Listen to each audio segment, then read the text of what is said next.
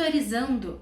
O nosso assunto de hoje, o nosso Curta Historizando de hoje é o salazarismo e a Revolução dos Cravos. Aqui nesse vídeo você vai entender um pouquinho mais sobre o governo de inspiração fascista que aconteceu em Portugal e não só isso, mas você vai entender como é que acabou tudo isso lá em Portugal. Então continua assistindo esse vídeo e não se esquece que no @historizandotati no Instagram tem mais conteúdo para você.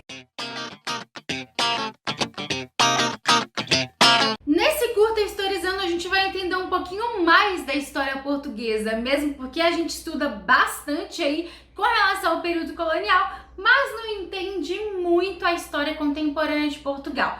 A partir de 1910, Portugal se torna uma república. A gente acaba estudando muito sobre as famílias reais portuguesas, mas em 1910 Portugal se torna uma república. Porém, no período entre guerras, como a gente já viu aqui no canal, inclusive no vídeo passado falando sobre franquismo, se é instalado inúmeros governos autoritários, totalitários, ditatoriais na Europa, e Portugal não fica de lado porque a partir de 1926 é instalada uma ditadura militar. O golpe vai ter a liderança de Antônio Oscar Fragoso Carmona, mas outro Antônio vai se destacar bastante como ministro da Fazenda, ministro das Finanças, que é Antônio também, mas Antônio Salazar. E esse nome não é à toa. Ao longo desse governo, dessa ditadura militar, Salazar vai ter bastante destaque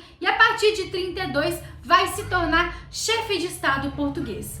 Em 1933, ele declara o Estado Novo Português. Você já ouviu falar dessa expressão Estado Novo? Isso mesmo, o Vargas vai se apropriar dela também ao instalar em 37 o Estado Novo no Brasil. Mas aqui nós estamos falando em 33 de Portugal. Salazar, então, que foi ministro aí da Economia, da Fazenda nesse governo militar, agora declara aí como chefe de Estado esse Estado Novo.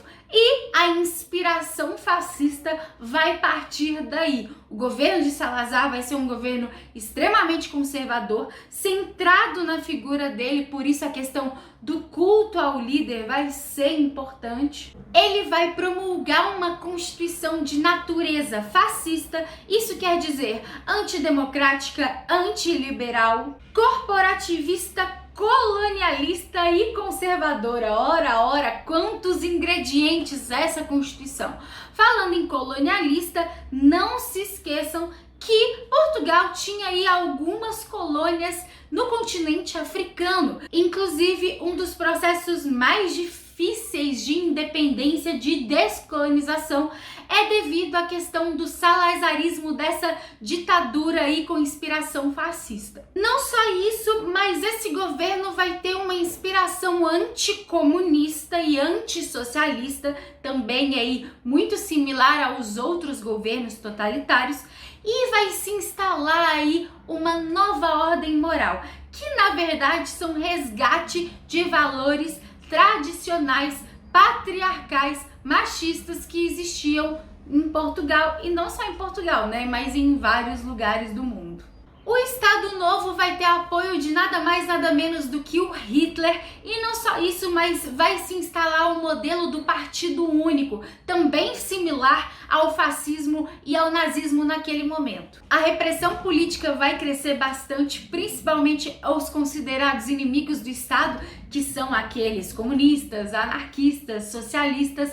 Não só isso, mas existe uma máquina estatal muito forte, com uma propaganda em cima aí da figura do Salazar, considerando ele como salvador da pátria. Além desse salvador da pátria, existe um apoio muito forte aí da Igreja Católica com o lema Deus, Pátria e Família. Então, o uso aí das questões religiosas junto com um forte nacionalismo vai aí ser ingredientes muito importantes para esse governo de inspiração fascista. Se você gosta de conteúdo de história, redação, sociologia, atualidades, Enem e tudo mais, não se esquece de se inscrever nesse querido canal. Dois grupos são formados, a Legião Portuguesa e a PIDE, que é uma polícia internacional que envolve questões políticas, uma polícia política. Ambos os grupos fazem uso da violência para perseguir aqueles que eram contrários ao governo de Salazar.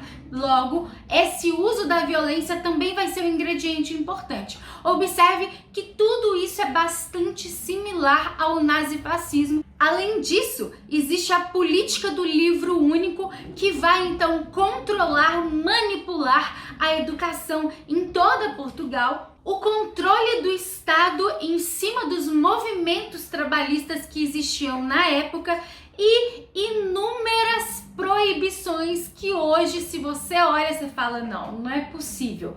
Mas essas proibições são de valores extremamente conservadores. Quer alguns exemplos? Você não poderia ter um isqueiro sem a autorização do Estado. Você não poderia utilizar um isqueiro sem essa autorização. As mulheres não poderiam usar biquíni, isso não me surpreende tanto, afinal, esses valores conservadores e patriarcais vão dominar nesse momento. E não só a questão do biquíni, mas a mulher precisava de autorização do marido ou do seu responsável para tudo, incluindo a questão de viagens. A mulher também vai sofrer um bocadinho porque o marido tinha permissão de matá-la se por acaso encontrasse ela traindo, né? Então, pulando a cerca. Só que o contrário não poderia acontecer. Era também proibido dormir em bancos de jardim. Era proibido beber Coca-Cola, vender Coca-Cola, jogar cartas no trem, era uma lei, e beijar na boca em público, não pode. Além disso, tem a construção de um estádio nacional que vai levar o nome da data do golpe militar, que é o dia 28 de maio, mas que nos dias de hoje chama 1º de maio, que é o dia dos trabalhadores, não é do trabalho, tá, gente? Inclusive, aqui no canal tem vídeo sobre esse dia. Durante o período da Segunda Guerra Mundial, Portugal vai ser então neutro e é por isso que o regime salazarista vai durar mesmo com a queda do fascismo e do nazismo na Itália e na Alemanha. Porém, ao final da Segunda Guerra Mundial, muitos portugueses vão acabar saindo, indo embora, imigrando de Portugal, até mesmo vindo para o Brasil. Cerca de 240 mil portugueses vêm para o Brasil, provavelmente pelas péssimas condições aí do governo Salazar. Esse regime entra em decadência na década de 60 e em 68 Salazar sai do poder e entra Marcelo Caetano o substituindo.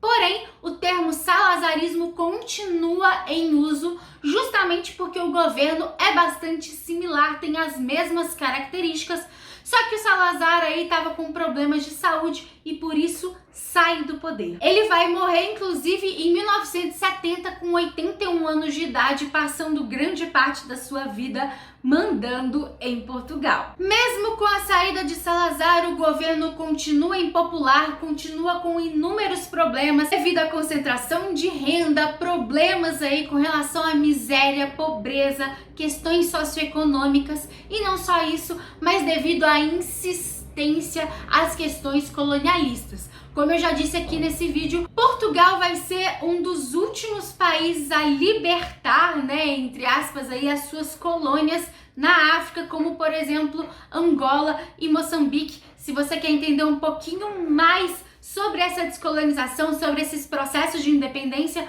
comenta aqui embaixo que pode ser um próximo vídeo. E devido a todo esse processo de crise, a todos esses problemas internos e externos, e até mesmo com pressão externa, já que a questão das colônias virou um processo bastante violento, é que em 1974 acontece a Revolução dos Cravos em Portugal.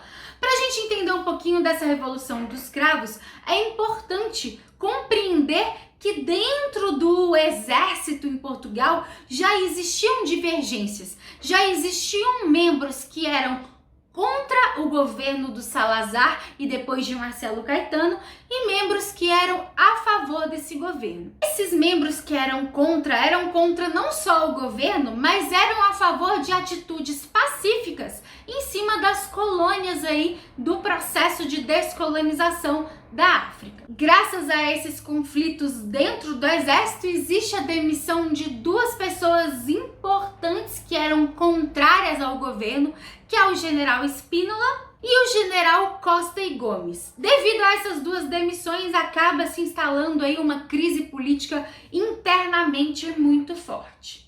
E é criado em 1973 o MFA, o Movimento das Forças Armadas, que é um grupo então de militares contrários a esse governo. Esse MFA vai começar então a fazer inúmeros movimentos e protestos contrários ao governo, principalmente dentro dos quartéis, e muitos militares de baixa patente vão acabar aí promovendo essas manifestações e por isso é instalada a chamada Revolução dos Cravos.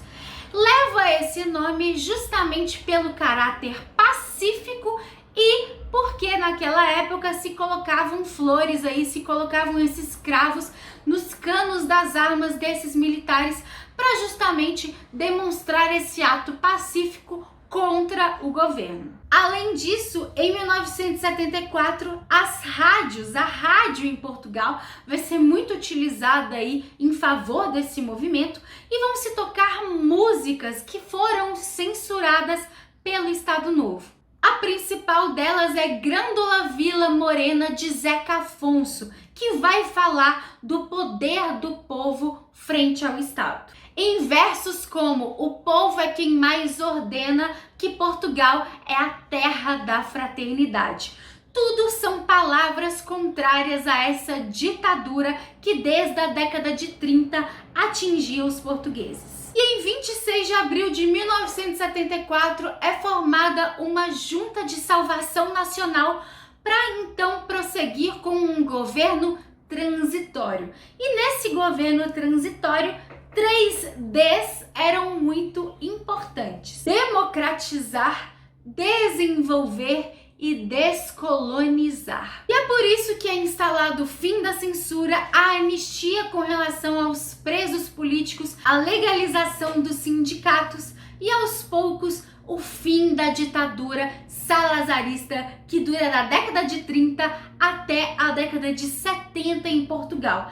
É graças a essa Revolução dos Cravos também que o processo de descolonização na África com relação às colônias portuguesas vai então andar para frente e vai finalmente ocorrer as independências. No dia 1º de maio, Dia dos Trabalhadores em Portugal daquele ano de 1974, grandes comemorações são feitas devido ao fim desse longo processo ditatorial. E em 1976 é instalada uma nova Constituição, colocando de vez um ponto final nesse grande governo autoritário, conservador, enfim, inúmeras características que a gente já viu aqui nesse vídeo. Bom, é isso, espero que vocês tenham gostado. Se você gostou, já se inscreve nesse querido canal. Não se esquece que no @historizandotati tem mais conteúdo para você no Instagram. Se você tem alguma sugestão de vídeo para o Curta Historizando, é só comentar aqui embaixo. Dá uma curtida, dá um like para apoiar e chegar em mais pessoas esse conteúdo. Muito obrigada pela sua atenção. Um beijo e até a próxima.